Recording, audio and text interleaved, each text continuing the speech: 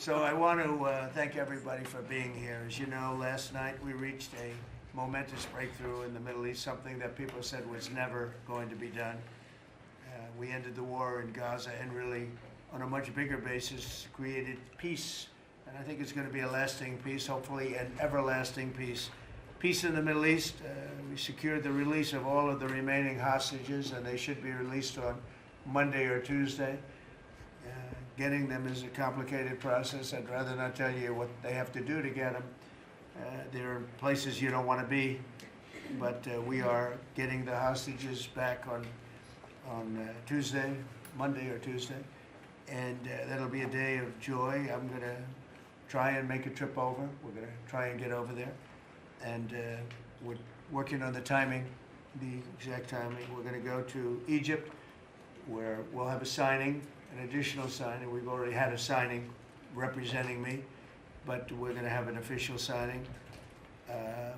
And the amazing thing is all of the countries over there, from Qatar to Saudi Arabia to UAE to all of them, I mean, the rich ones, the less than rich ones, they've all come together, something which is amazing, actually. They've all come together for this, and they're really probably the best relationships they've ever had. So it's been really something incredible that nobody thought it was possible to get it done. And very importantly, the hostages are coming back. As you know, they consider them hostages. They talk about them as hostages, but there are approximately 28 dead people, mostly young, mostly men, but and boys. I mean, boys. The one woman talked about her baby. Her baby's 25 years old, but you know, to her it's her baby, and we're bringing them home. We're getting them we're getting everything, and to those parents, the dead young man is just as important, as though this person were alive. It's amazing. I've never seen anything quite like it. I've been very much involved. I've never seen anything quite like it. But it's really peace in the Middle East.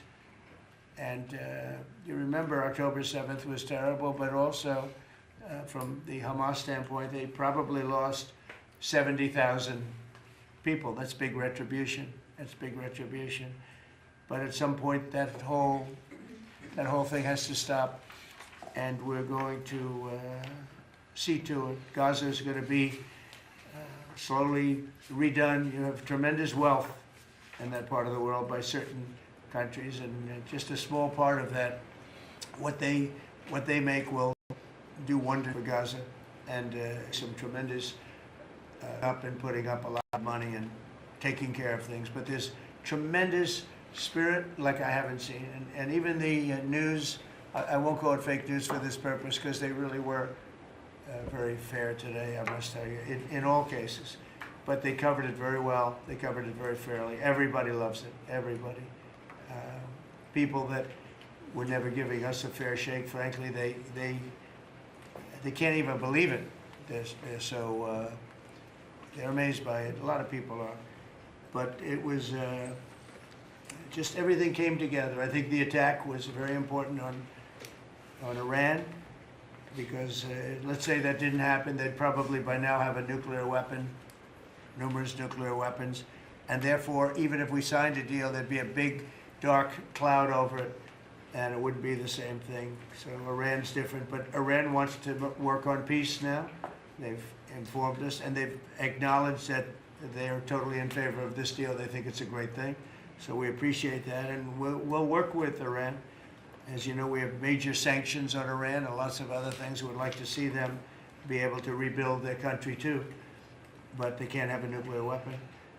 So I want to express my tremendous gratitude to the leaders of Qatar, Egypt, and Turkey for helping us reach this incredible day and for being there. They were there with us all the way. And of course, as you know, Saudi Arabia and Jordan and so many. I will tell you, President Erdogan was personally involved in dealing with Hamas and some of the others. He's been great. They've all been really amazing. Indonesia's been amazing. Indonesia's been fantastic. The whole world has come together for this. People that didn't get along, people that didn't like each other, neighboring countries that frankly didn't like each other, but now it's just this moment in time.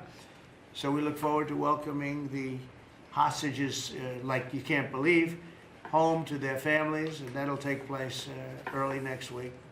We hope Monday or Tuesday.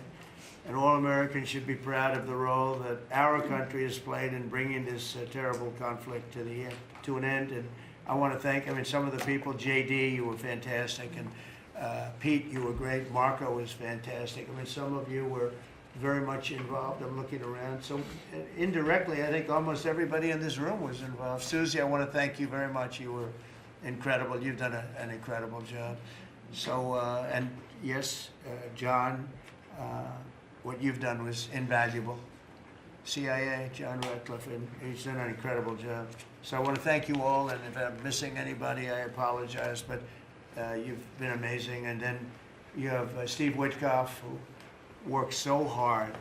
And you remember we settled 7, this is number 8, we settled 7 wars, or major conflicts, but wars. And this is number 8.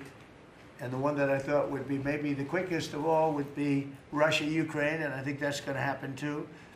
But in the meantime, they're losing about 7,000 people a week, and that seems pretty bad. They're losing mostly soldiers, young soldiers. They go out to war, and they're getting killed. And while it doesn't affect us in a lot of ways, we've got a big ocean in between, you don't want to see that happen. It was a big mistake. That war should have never happened. It would have never happened if I were president.